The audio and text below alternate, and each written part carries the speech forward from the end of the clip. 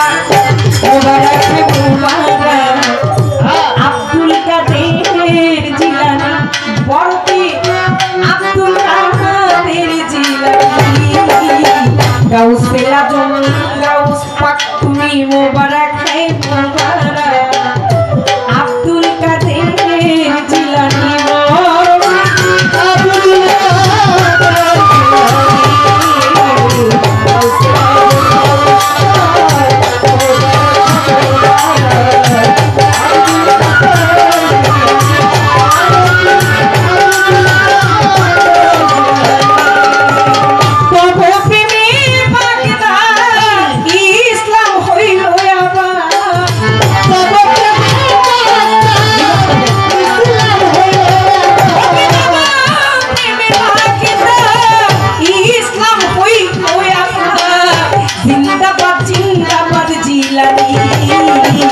गाउसे लगन गाउस पाक मुबारक है मुबारक अब्दुल कादेर जिलानी बरफी अब्दुल कादेर जिलानी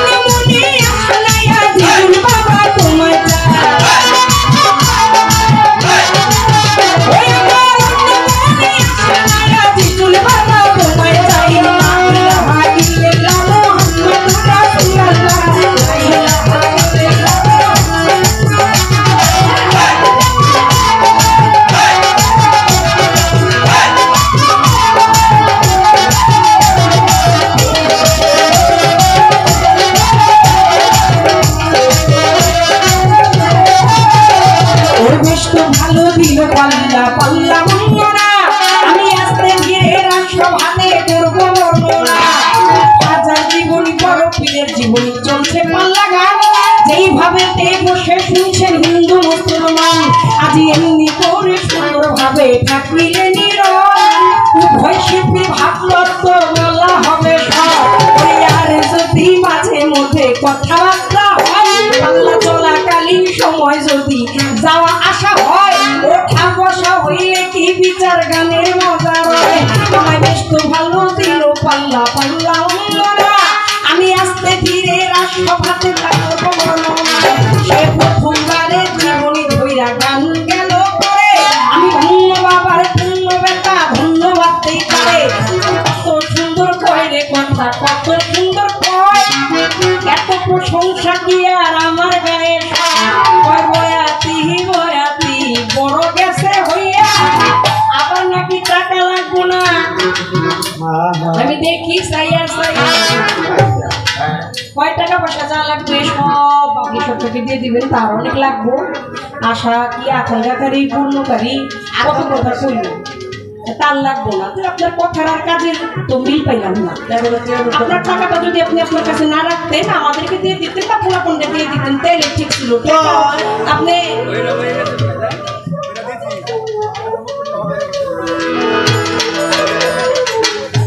বাসুর বললেও মানবেন আমার কাপড় ধরেও টানবেন এটা তো ঠিক নাকি না কত পাওয়া যাবে না মুরব্বী মানুষ না একটু রোয়া শোয়া তারপরে বই তৈব চমৎকার কথা এত সুন্দর করে জবাব কয় বলে তুমি আমার দিল তুমি সারা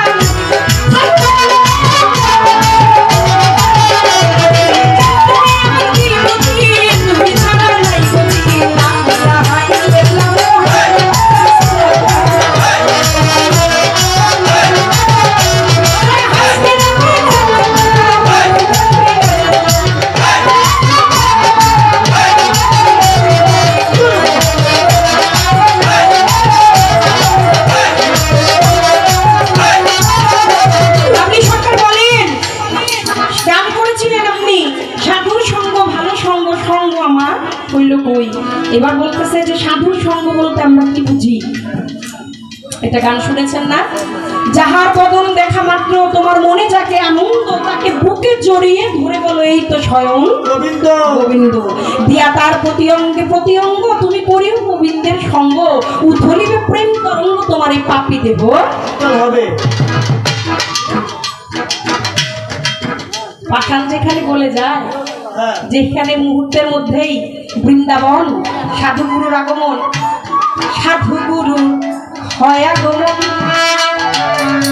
মুহূর্তে মিলে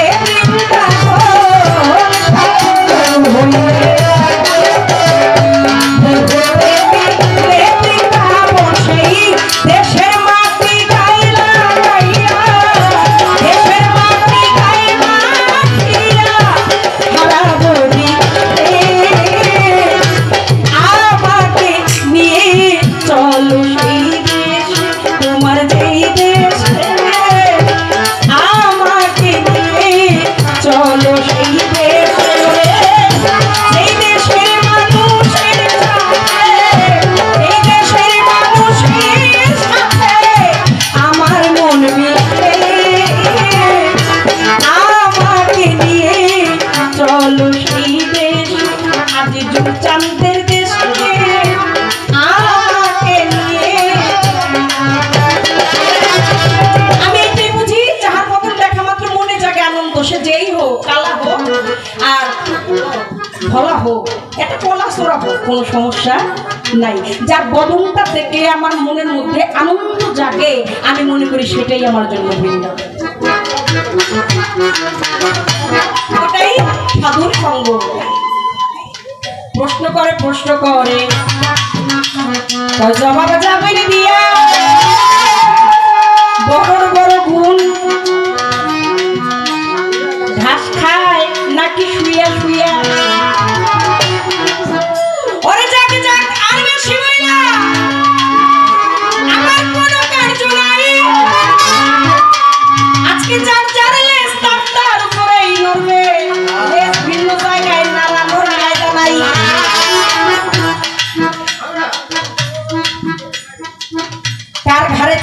আমার বড় পীরে বাপরি সরকার যাবেন যে বলিয়া আবু সালে মুসা জঙ্গি তার পিতার ঘাড়ে ছিল দলিল আমি দেখেছি পড়িয়া। তার ঝানুতে ছিল উম্মুল খায়ের মা ফাতেমা, আমি গেলাম জবাব দিয়া।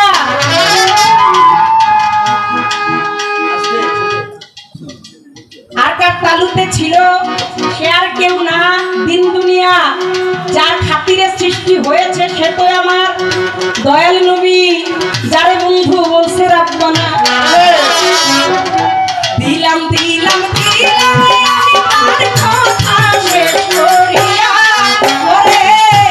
এইবার একটা প্রশ্ন করি আমি জীবনীটা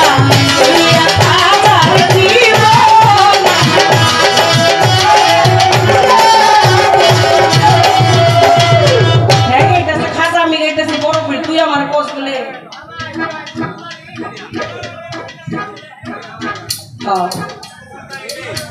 আমার একটু জানার দরকার। খাজা বাবা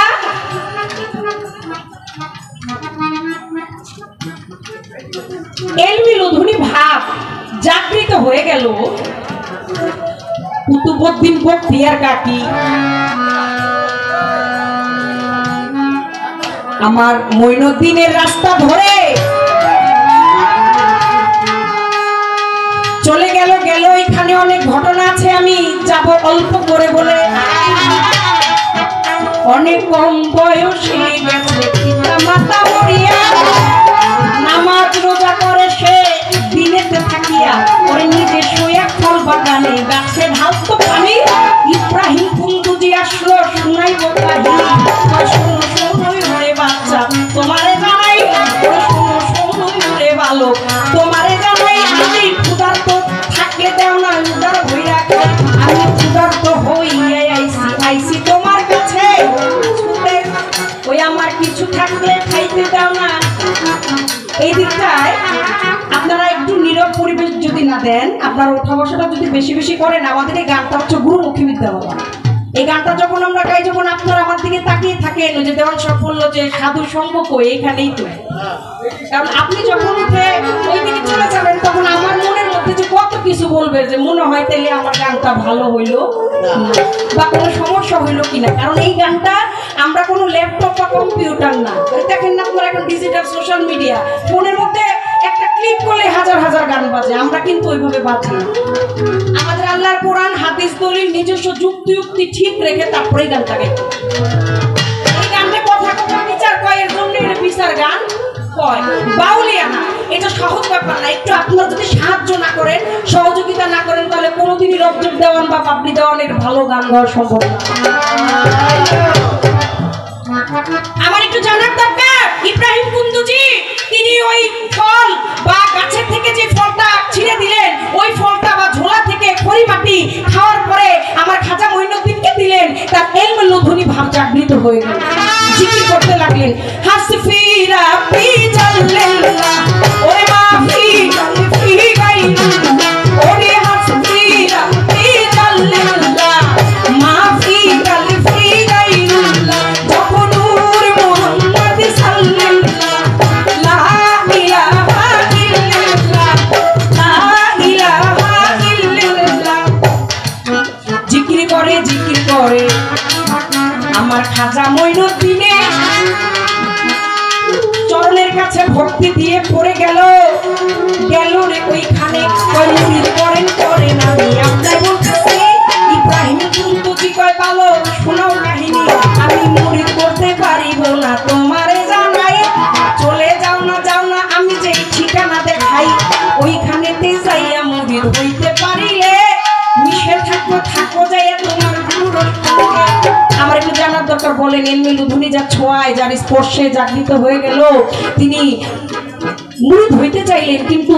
মুরিদ করলেন না, অন্য একটা ঠিকানায় তাকে পাঠিয়ে দিলেন। আমার একটু এইটুকুই জানতে চাই যে যার ছোঁয়া ইলমে লদুনি ভাব জাগৃত হয়ে যায় সে মুরিদ করে না, অন্য ঠিকানায় পাঠায়, এটার কারণ কি? এবার সেখানে গিয়ে মুরিদ হয়েছিলেন কিভাবে? একটা কাহিনী ঘটছিল, যা কি সশরীরে নিজে সাথে সাথেই মুরিদ হয়েছিলেন নাকি ওইখানে নাকি একটু কর্ম তার করতে হয়েছিল? আমার একটু জানার দরকার, কারণ মুরিদ পীর মুরিদানের ব্যাপার, অবশ্যই গুরুর দরবারে বাবা আজিজুল বাবার কাছে গেলে আগে কিছু কর্ম আছে, ওই কর্ম না করে কোনোদিন যাইয়া সেই পায়রবি করা যায় না। কর্মটা করছিলেন কি এবং কোন কর্ম করার পরে তাকে মুরিদ করলেন, এবং যার ছয় ইলমে লদুনি ভাব জাগৃত হয়ে যায়, জ্ঞান চক্ষু খুলে যায়, সে মুরিদ করে না, অন্য জায়গায় পাঠায়। এটার কারণটা কি? তুমি আমার বিপদে তুমি ছাড়া নাই, তুমি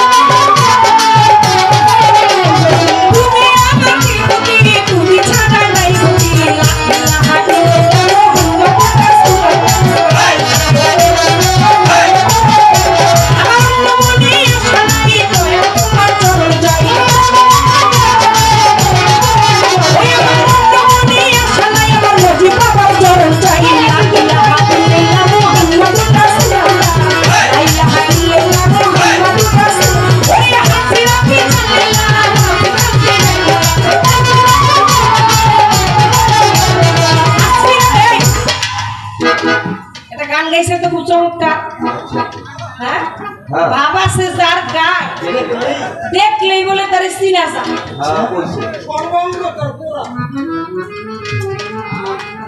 সর্বঙ্গ তার কোরআনে ভাবেরই ঘরে আলেক শহরে আল্লাহ রাসূল বিরাট করে রে। আমার একটু জানার দরকার, এই যে গান একটা গাইলেন বাবা সে যার গায়ে দেখলেই তারে চিনা যায়, ভাবের আকৃতিটা কিরকম? হ্যাঁ, ভাবের আকৃতিটা কিরকম? কি ওজন করা যায় নাকি? এর কোনো দৈর্ঘ্য প্রস্থ উচ্চতা কতটুকু, পাশে কতটুকু, একটু ওজন করে দিবেন আজকে, কারণ সব ভাব আপনি লয়ে বয়ে থাকবেন আর আমাকে দিবেন না, এটা দিতে পারেন। একটু দেখি আপনাকে সেই ভাবের পাল্লায় ওজন করা যায় কিনা। আপনার ভাব সেই যদি ভাবের পাল্লায় ওজন হয়, যদি দেখাইতে পারেন, তাহলে আপনার থেকে আমরা একটু নিলাম, সমস্যা নেই। ভাব আদান প্রদান করতে তো কোনো সমস্যা নাই, একটু বইলেন খালি ভাবের আকৃতিটা কি, কোন আকৃতিতে কোন রঙে কিভাবে ওজন দিলে আপনার সেই ভাবটা আমরা বুঝতে পারবো এবং আমাদের মধ্যে ওই ভাবটা উদয় হবে।